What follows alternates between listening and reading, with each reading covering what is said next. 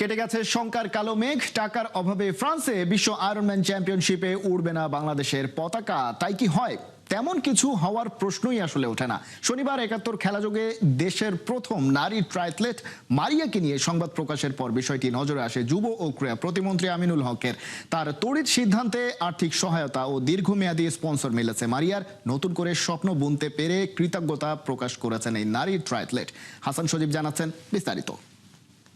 যাইতে পারবো কিনা আমার এইটাই নিশ্চয়তা নাই। প্রথমে দেখে বলে যে মেয়ে মানুষ পারবে না, তাদেরকে বুঝাইতে পারি না যে মেয়ে মানুষরাও পারে। আপনারা কেন শুধু ছেলে মেয়ে ভাবেন না যে দেশের জন্য যে সুনাম বয়ে নিয়ে আসবে তাকে তার পাশেই আমরা দাঁড়াই। অনিশ্চয়তা, উদ্বেগ, টাকার অভাবে কি মারিয়ার অংশ নেওয়া হবে না ফ্রান্সে বিশ্ব আয়রনম্যান চ্যাম্পিয়নশিপ ২০২৬? কেউ কি সাড়া দেবে না?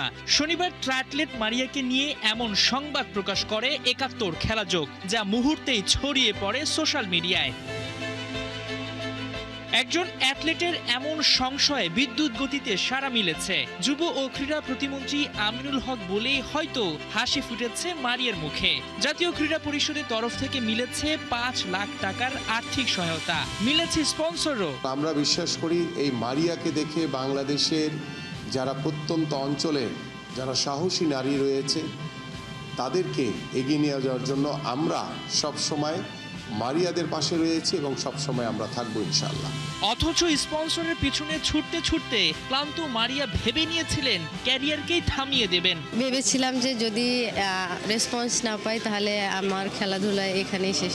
তো শেষ বলে কোনো কথা নেই, সেটারই প্রমাণ আমি আবারও পাইলাম। এই জন্য আমাদের মাননীয় প্রধানমন্ত্রী এবং আমাদের ক্রীড়া প্রতিমন্ত্রী স্যারকে অনেক অনেক ধন্যবাদ এবং কৃতজ্ঞতা যে আমার পাশে এত দ্রুত আমার পাশে আসবে এটা আমি কখনো কল্পনাই করতে পারিনি।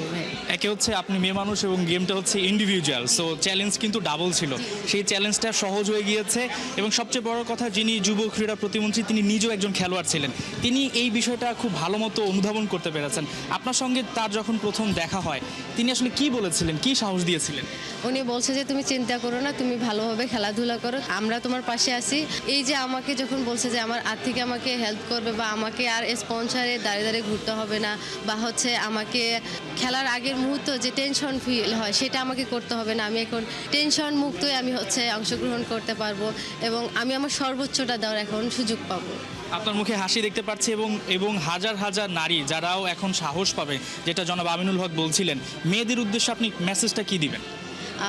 আমাদেরকে কেউ জায়গা করে দিবে না, আমাদের নিজেদের জায়গা নিজেদেরকে ছিনিয়ে নিতে হবে। আমরা কথা বলবো না, আমাদের কর্ম দিয়েই আমরা আমাদের জায়গা আমরা ছিনিয়ে নিব।